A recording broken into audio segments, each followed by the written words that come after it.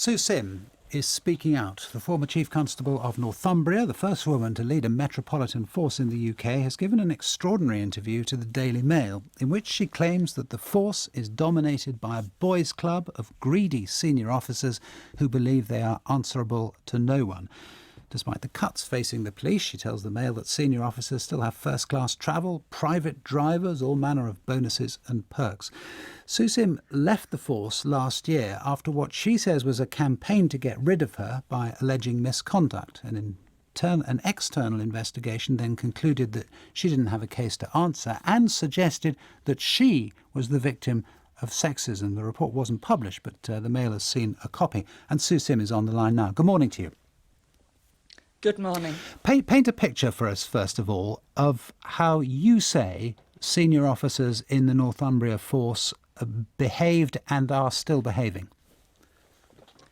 I think the issue is that a significant number of the senior officers within Northumbria Police actually didn't like being led by a woman, particularly by a woman who had very, very demanding standards.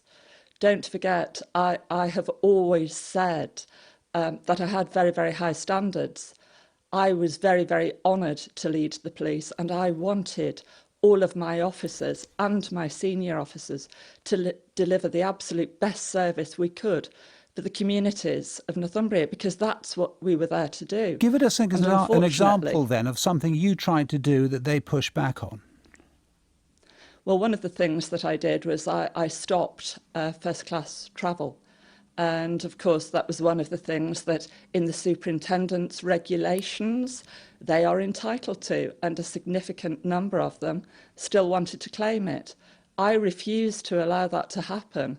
And the reason for that is when you are talking about the significant millions of pounds that were going out of the budget of Northumbria, I wanted to keep as many of the working officers, the CSOs, the constables, the sergeants, the people that the communities want to see, actually the people that do the fantastic work for Northumbria. And I don't want anybody to think that I am criticising any of those hard-working staff. You've come up there with the example of first-class travel. It goes wider than that, doesn't it? What you're alleging is essentially a culture where the senior people don't give a damn. Well, that's it. I mean, the problem with Northumbria is that it's a very, very isolated force.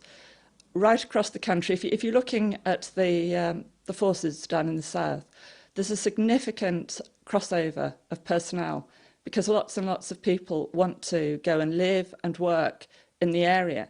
Now, if you want to come into Northumbria, and I would recommend everybody to, it's a fantastic, wonderful place, and the communities are fantastic, and I've really enjoyed my time here.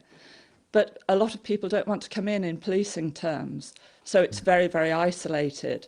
You had senior officers who'd been here for 30 years who believed that they knew the way they wanted to do things, and unfortunately, I came in from the outside.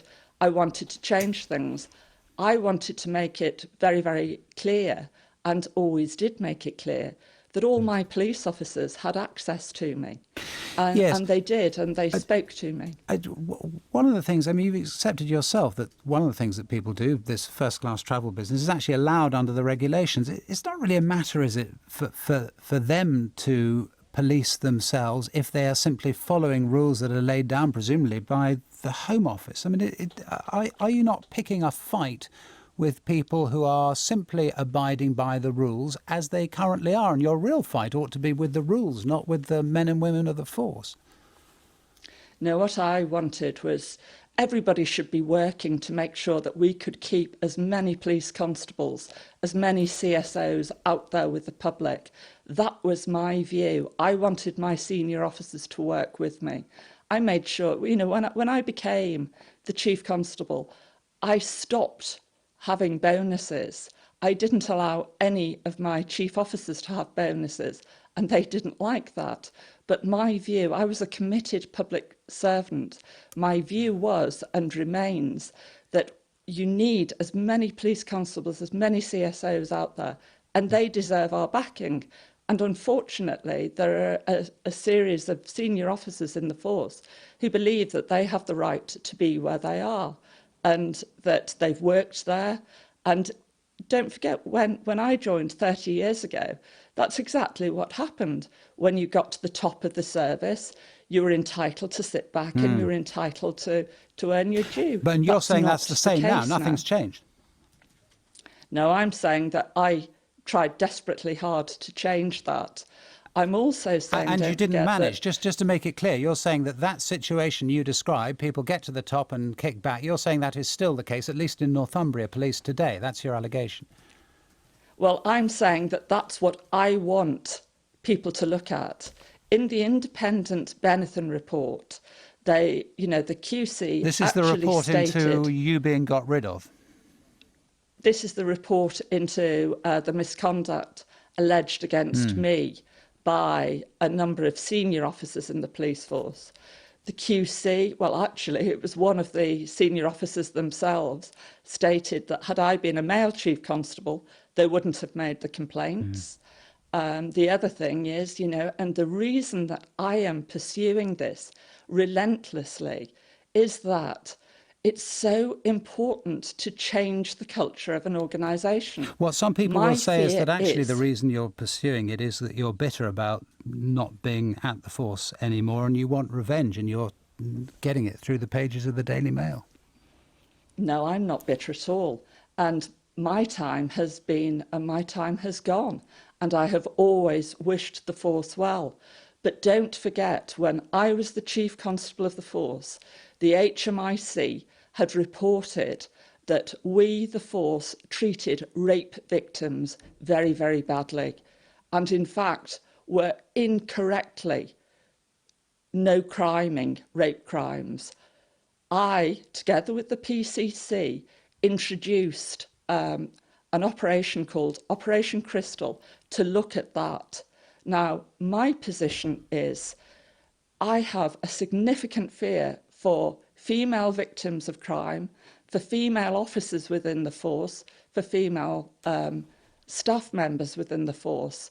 If people will be sexist towards a chief constable, then what are they going to do to victims of crime, to officers and to staff within the force? That's why I'm doing this. Can I ask you this finally? When Theresa Theresa May was Home Secretary, would she have been aware of any of this? Would you have gone to her? To be honest, until I read the report, the independent report, which actually says that my gender was an issue, I believed that I was actually getting somewhere with this. I had raised these issues of my concern about sexism within the force with my senior officers. Indeed, they reported that, the independent investigation. They said that I had indeed raised with them sexism. I believed I was getting somewhere. It was the Joel Benathan report that actually said my gender is an issue. All I have been asking is that the PCC and the Chief Constable actually look at this and do something about it. Okay. It's our communities and our officers that count. We've got to leave it there. Thank you very much for talking to us this morning.